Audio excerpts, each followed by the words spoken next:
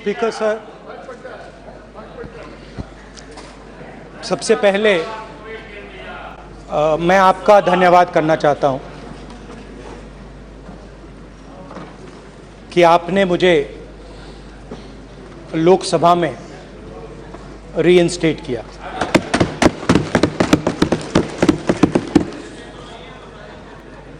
और पिछली बार जब मैं बोला तो शायद मैंने आपको थोड़ा कष्ट भी पहुंचाया, क्योंकि मैंने इतनी जोरों से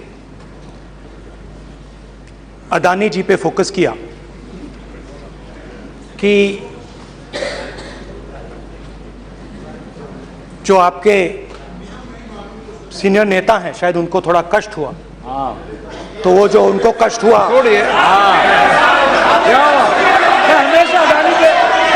हमेशा अडानी पे अभी भी कष्ट हो रहा है। वो जो कष्ट हुआ, अभी भी कष्ट हो रहा है। विषय पे आइए, विषय पे। अभी भी कष्ट हो रहा है, अभी भी कष्ट हो रहा है। ये देखिए, ये सारे नहीं मगर सुनिए तो वो जो कष्ट हुआ 1 2 3 4 5 उसका असर शायद आप पे भी थोड़ा हुआ। तो इसके लिए मैं आपसे माफी मांगता हूं, मगर मैंने सिर्फ सच्चाई रखी थी। मगर आज जो मेरे बीजेपी के मित्र हैं, आज आपको डरने की जरूरत नहीं है। डरो मत, क्योंकि आज जो मेरा भाषण है, डरो मत, और आप डरो मत।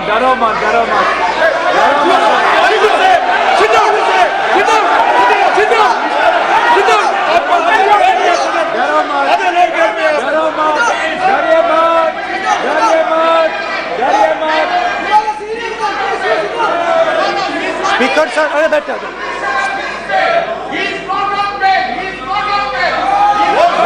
ब्रदर। तो आज कोई घबराने की जरूरत नहीं है।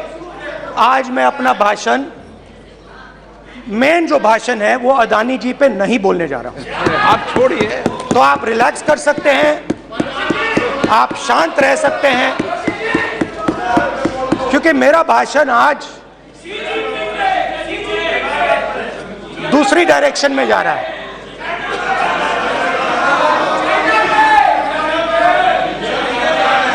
रूमी ने कहा था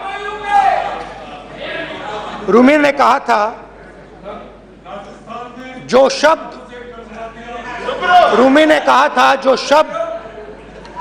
दिल से आते हैं वो शब्द दिल में जाते हैं। तो आज मैं दिमाग से नहीं बोलना चाह रहा हूं, मैं दिल से बोलना चाह रहा हूं।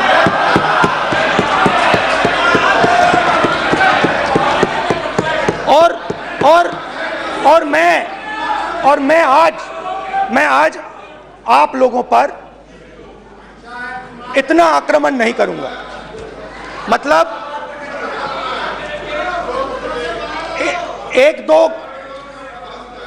एक दो गोले जरूर मारूंगा, मगर इतना नहीं मारूंगा। तो आप रिलैक्स कर सकते हैं। डरिए मत।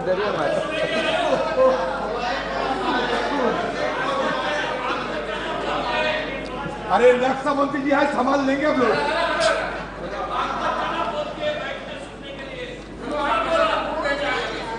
पिछले साल 130 दिन के लिए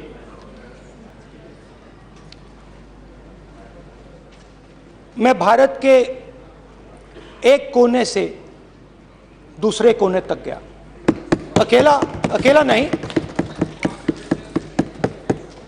बहुत सारे लोगों के साथ।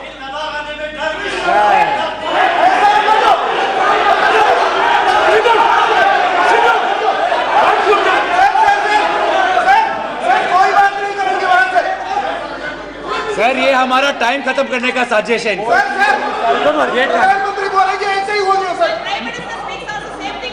सारे समय निकलने तक जबरदस्ती समुद्र अधीर अधीर अधीर समुद्र के तट से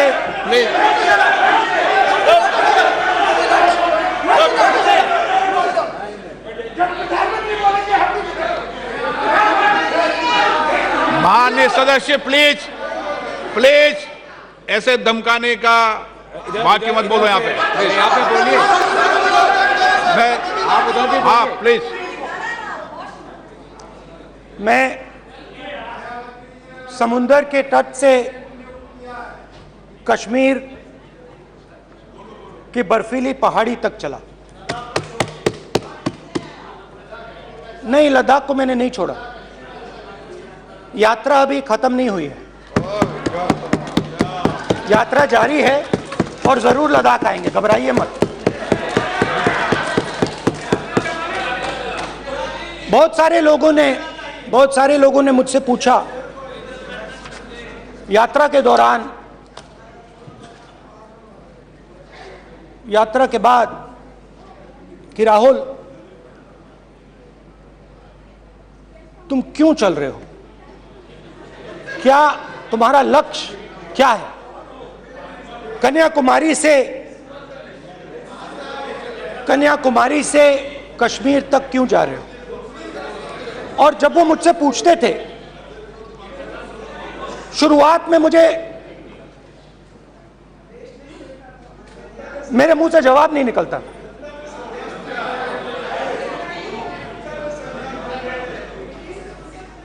शायद मुझे ही नहीं मालूम था कि मैंने ये यात्रा क्यों शुरू की। जब मैं कन्याकुमारी से शुरू हुआ, मैं सोच रहा था मैं हिंदुस्तान को देखना चाहता हूं, समझना चाहता हूं, लोगों के बीच में जाना चाहता हूं, मगर गहराई से मुझे मालूम नहीं था।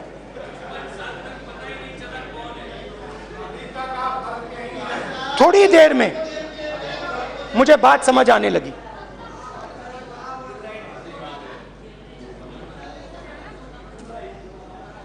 जिस चीज से मुझे प्यार था, जिस चीज के लिए मैं मरने को तैयार हूं, जिस चीज के लिए मैं मोदी जी की जेलों में जाने को तैयार हूं, जिस चीज के लिए मैंने 10 साल हर रोज गाली खाई, उस चीज को मैं समझना चाहता था। ये है क्या जिसने मेरे दिल को इतनी। भाई आप रनिंग कमेंट्री बंद करो, नहीं तो हम भी चालू करेंगे। सुनने का जिस चीज धैर्य रखो। जिस चीज ने मेरे दिल को इतनी मजबूती से पकड़ रखा था, उसको मैं समझना चाहता। शुरुआत में जैसे मैंने शुरू किया, सालों से मैं हर रोज 8-10 किलोमीटर दौड़ता हूं, तो मेरे दिमाग में था कि अगर मैं 10 किलोमीटर दौड़ सकता हूं तो 25 किलोमीटर चलने का क्या मतलब, कोई बड़ी बात नहीं। ये मैंने सोचा था। आज मैं उस भावना को देखूं तो वो अहंकार था कि मैं ये कर सकता हूं, ये कुछ नहीं है। तो मेरे दिल में उस समय अहंकार था।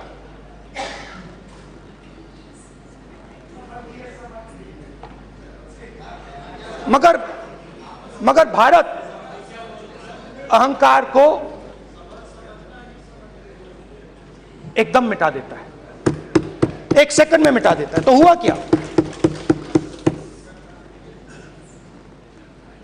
2-3 दिन में मेरे घुटने में दर्द शुरू हो गया।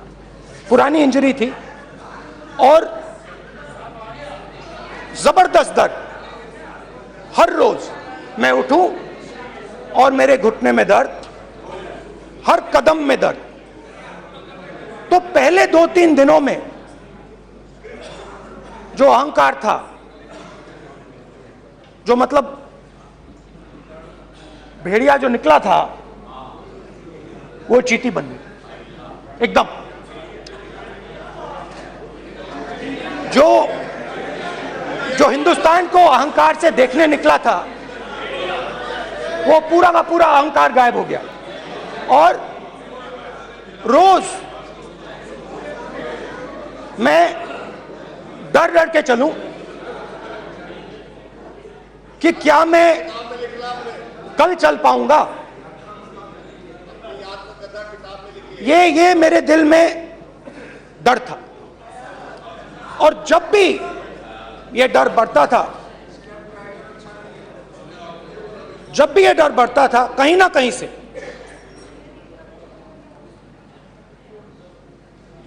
कोई ना कोई शक्ति मेरी मदद कर देती थी। एक दिन मैं सह नहीं पा रहा था, एक छोटी सी लड़की आती है, मुझे चिट्ठी दे देती। मैंने चिट्ठी खोली, 8 साल की थी, उसमें लिखा था, Rahul, I am walking with you, don't worry. उसने मेरे पैर में चोट देखी और उसने अपनी शक्ति मुझे दे दी। सिर्फ उसने नहीं, लाखों लोग ने। और शुरुआत में जब मैं चल रहा था, कोई किसान आता था, मैं एकदम पहले उसको अपनी बात बताता था कि आपको ये करना चाहिए, आपको इस प्रकार से काम करना चाहिए। मगर इतने लोग आए, हजारों लोग आए, कि थोड़ी देर में मैं बोल नहीं पाया। जो मेरे दिल में बोलने का डिजायर था, वो बंद हो गया। बोल ही नहीं पाया, क्योंकि इतने लोगों से बोलना था। और एक सन्नाटा सा छा गया, भीड़ की आवाज थी, भारत जोड़ो, भारत जोड़ो, भारत जोड़ो। और जो मेरे से बात करता था, उसकी आवाज में सुनता गया।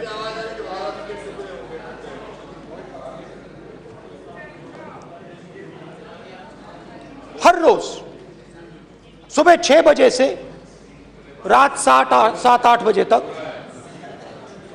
आम आदमी, गरीब, अमीर, बिजनेसमैन, किसान, मजदूर, सबकी आवाज।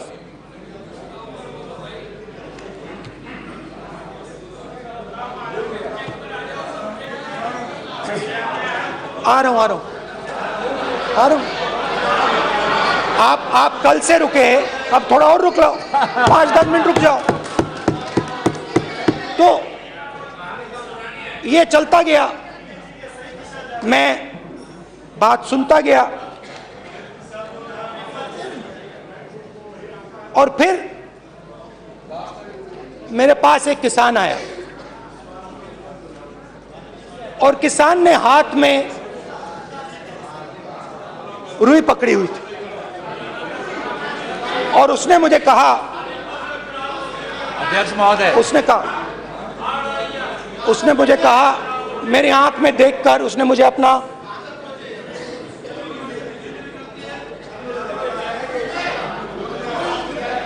वो रुई का बंडल दिया, और उसने कहा, राहुल जी,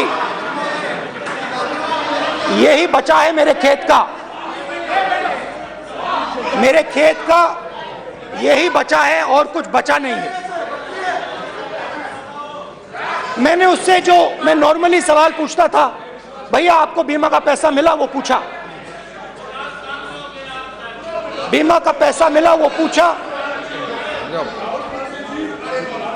और किसान ने मेरा हाथ पकड़ा। किसान मुझे कहता है कि नहीं राहुल जी, मुझे बीमा का पैसा नहीं मिला,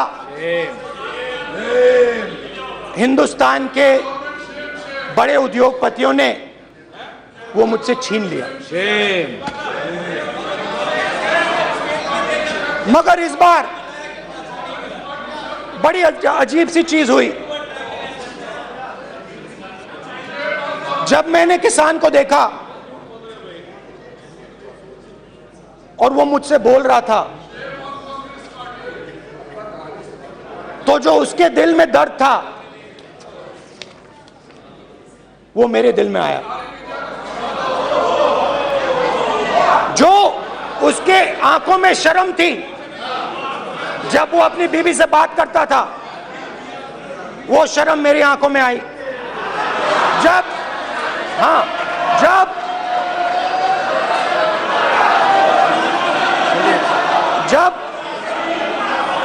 उसकी जो भूख थी वो मुझे समझ आई।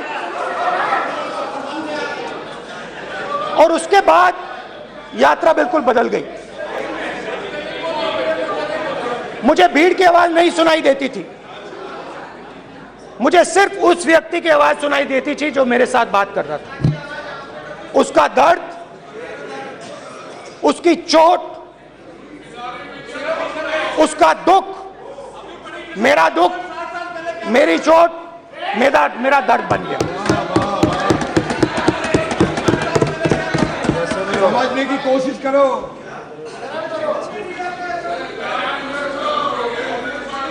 भाई और बहनों, लोग कहते हैं कि ये देश है, कोई कहता है ये अलग अलग भाषाएं हैं, कोई कहता है ये जमीन है, मिट्टी है, कोई कहता है ये धर्म है, ये सोना है, ये चांदी है। मगर भाइयों और बहनों, सच्चाई है कि ये देश एक आवाज है। ये देश सिर्फ एक आवाज है। ये देश, इस देश की लोगों की आवाज है। इस देश के लोगों का दर्द है, दुख है, कठिनाइयां हैं। और अगर हमें इस आवाज को सुनना है तो हमारे दिल में जो अहंकार है, हमारे जो डिजायर्स हैं, हमारे जो सपने हैं, उनको हमें परे करना पड़ेगा। जब हम अपने सपनों को परे करते हैं तब हमें हिंदुस्तान की आवाज सुनाई देती है, तब तक हिंदुस्तान की आवाज हमें नहीं सुनाई देती। अब आप कहोगे ये बात मैंने नॉन कॉन्फिडेंस मोशन में क्यों रखी? इसका क्या मतलब है कि भारत एक आवाज है, भारत लोगों का दुख है, भारत लोगों का कष्ट है, मुश्किलें हैं। क्योंकि भाइयों और बहनों,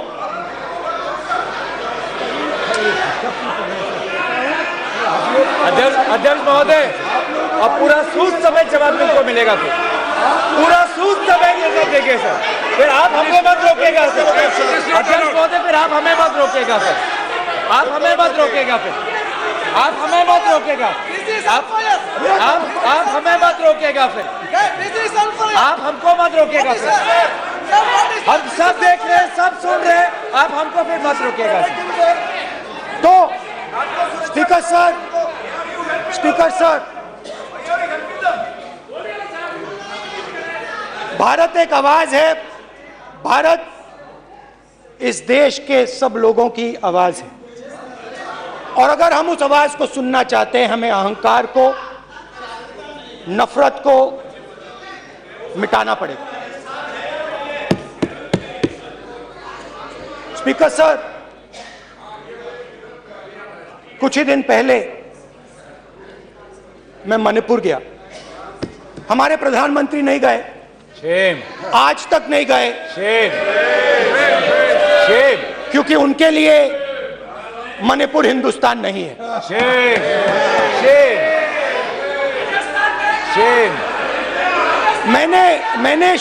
मैंने मणिपुर शब्द प्रयोग किया, मगर आज की सच्चाई यह है कि मणिपुर नहीं बचा है। मणिपुर को आपने दो भाग में कर दिया है। मणिपुर को आपने बांट दिया है, तोड़ दिया है। मैं मणिपुर में रिलीफ कैंप्स में गया। रिलीफ कैंप में आज जा रहा हूं,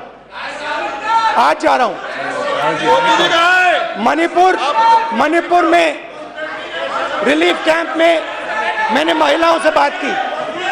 ठीक है सर, अब आप हमको मत रोकिएगा। It's not fair. आप हमको मत रोकिएगा। You don't let this all this. Sir, don't allow this. पूरा टाइम No, देखिए, sit down. पूरा टाइम देखिए। Yeah. Why you all this podium? कल देखेंगे, कल देखेंगे, कल देखेंगे। बात नहीं करेंगे सर, प्रधानमंत्री की बात नहीं करेंगे सर ऐसे।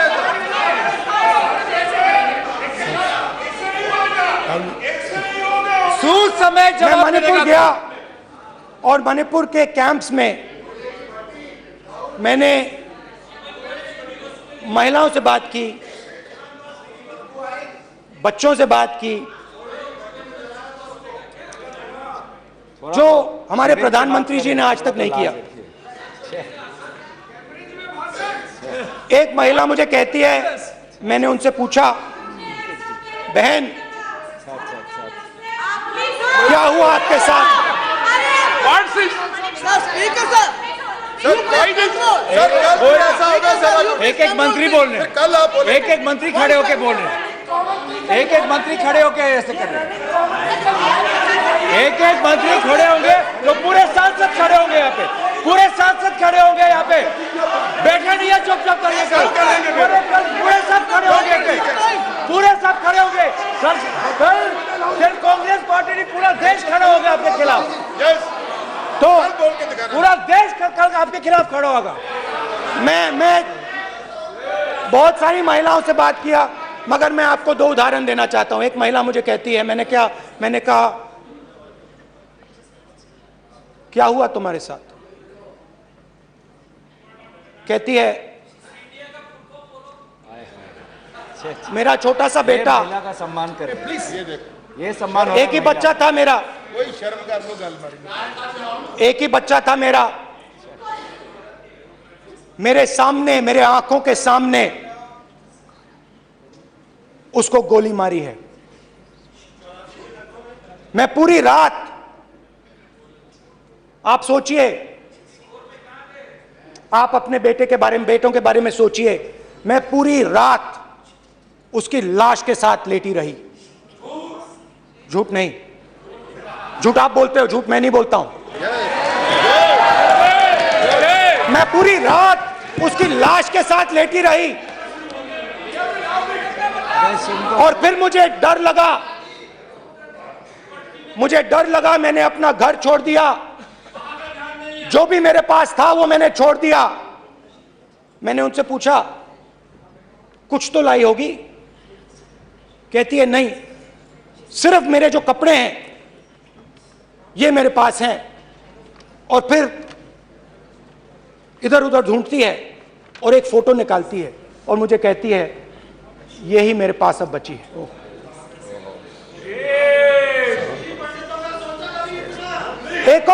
एक और उदाहरण, दूसरे कैंप में मैं, एक महिला मेरे सामने आती है, मैं उससे पूछता हूं, तुम्हारे साथ क्या हुआ? क्या हुआ तुम्हारे साथ?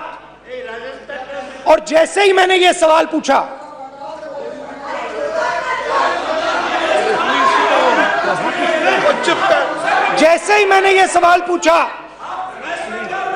आप महिला का दर्द नहीं सुन सकते, महिला का दर्द नहीं सुन सकते, महिला का दर्द सुनने का आपका धैर्य नहीं है, महिला का दर्द नहीं सुन सकते, महिला का दर्द नहीं सुन सकते।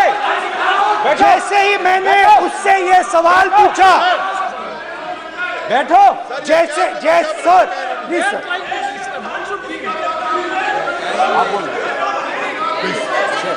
शर्म करिए, शर्म करिए। जैसे ही मैंने उससे सवाल पूछा, तुम्हारे साथ क्या हुआ, शर्म नहीं है तेरे को? वैसे ही 1 सेकंड में वो कांपने लगी। उसने अपने दिमाग में वो दृश्य देखा और वो बेहोश हो गई, मेरे सामने कांपती हुई बेहोश हो गई। तो तो ये मैंने आपको सिर्फ 2 उदाहरण दिए हैं। स्पीकर सर, इन्होंने मणिपुर में हिंदुस्तान की हत्या की है, सिर्फ मणिपुर की नहीं, हिंदुस्तान की हत्या की है।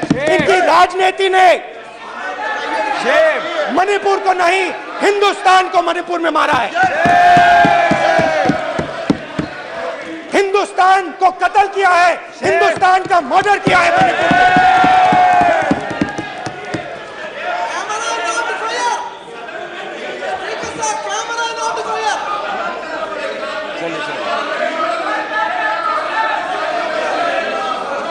अरे 2 भाग के हैं, शर्म करिए जी।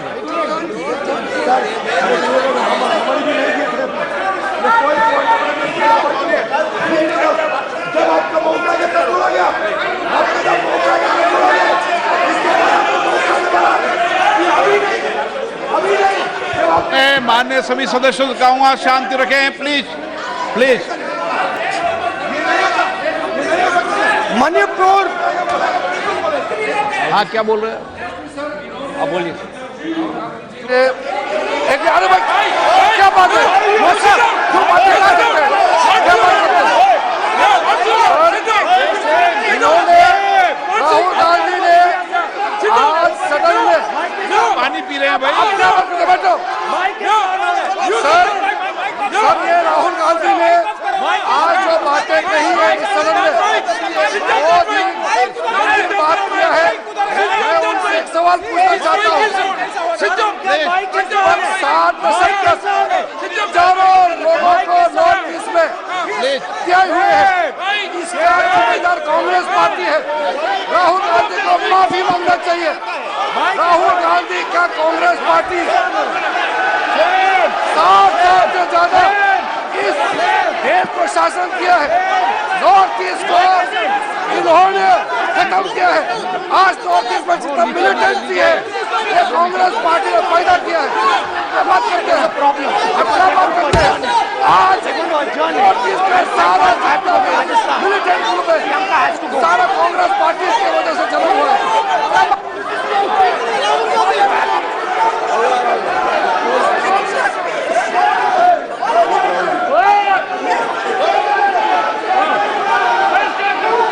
Okay, back.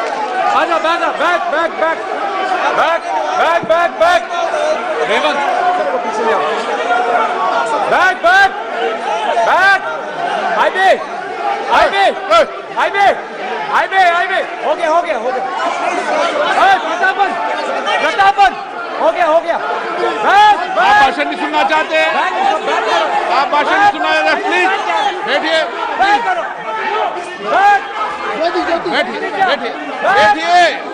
प्लीज बैठिए, प्लीज बैठिए, चलिए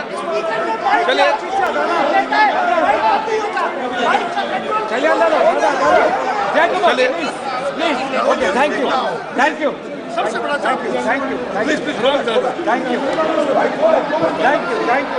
थैंक यू।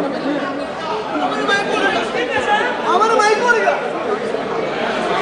एक मिनट बैठिए, एक मिनट प्लीज बैठिए, प्लीज बालूजी,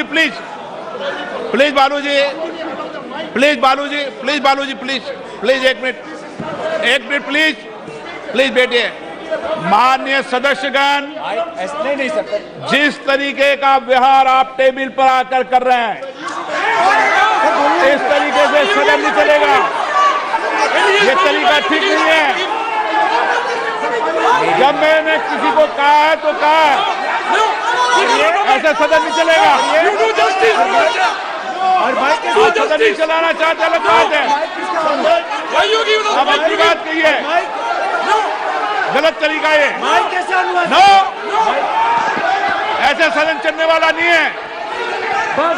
जो माननीय सदस्य टेबल पर हैं, उनके खिलाफ कार्रवाई होगी। प्लीज बैठिए, आप भी बैठिए।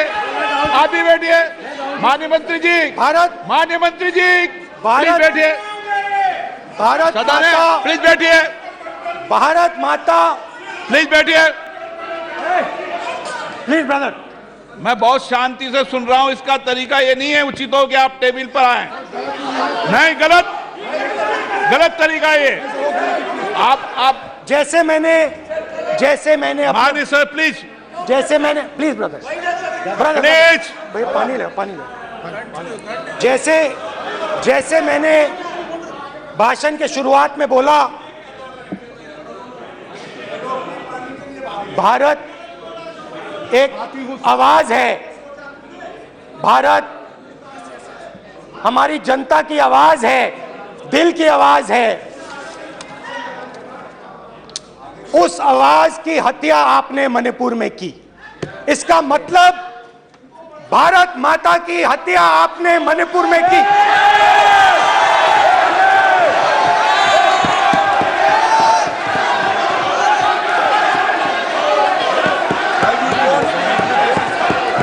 भारत माता को आपने मणिपुर के लोगों के मारा, आपने मणिपुर के लोगों को मारकर भारत की हत्या की है। आप देश द्रोही हो, आप देशभक्त नहीं हो, आप देश प्रेमी नहीं हो, आप देशद्रोही हो। आपने देश की हत्या मणिपुर में की। प्लीज एक मिनट, प्लीज बैठिए, प्लीज बैठिए। अब सवाल आप उठता है, बैठना चाहते नहीं बैठना चाहते, आप बैठना चाहते नहीं बैठना चाहते, इसीलिए आपके प्रधानमंत्री आप मणिपुर में नहीं मैं जा आप सकते बैठिए, हैं, क्योंकि उन्होंने प्लीज देश की हत्या की है। मणिपुर में हिंदुस्तान की हत्या की है, भारत माता की हत्या की है। मणिपुर के लोगों के दिल में।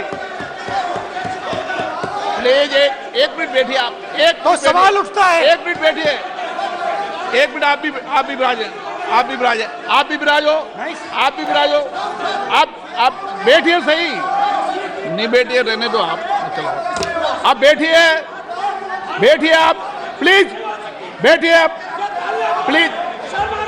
आप बोल रहे हैं फिर आप भारत माता के रखवाले नहीं हो, आप भारत माता के हत्यारे हो। प्लीज माननीय सदस्य, प्लीज माननीय सदस्य, प्लीज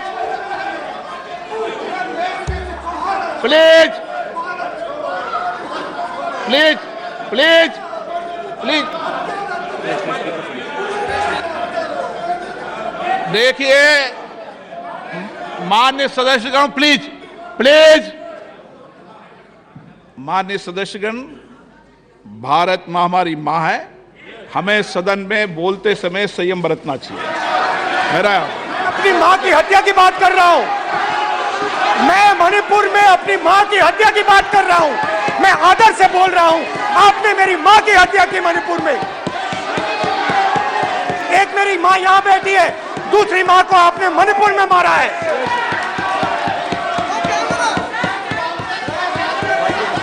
और हर रोज जब तक आप हिंसा को बंद नहीं करोगे, तब तक आप मेरी माँ की हत्या कर रहे हो। हिंदुस्तान की सेना मणिपुर में एक दिन में शांति ला सकती है, हिंदुस्तान की सेना का प्रयोग नहीं कर रहे हो, क्योंकि आप हिंदुस्तान को मणिपुर में मारना चाहते हो।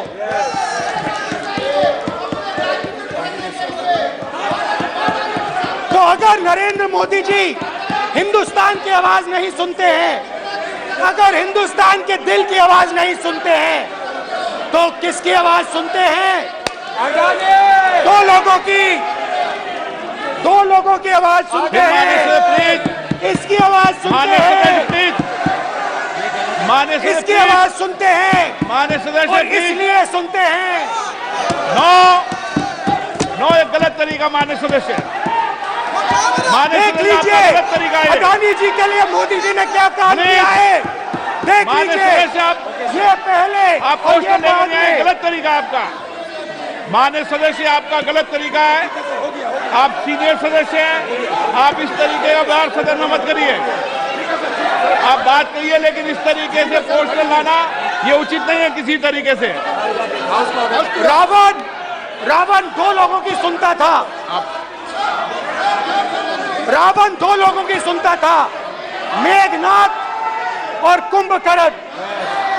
वैसे ही नरेंद्र मोदी दो लोगों की सुनते हैं, अमित शाह और अडानी। भाई और बहनों,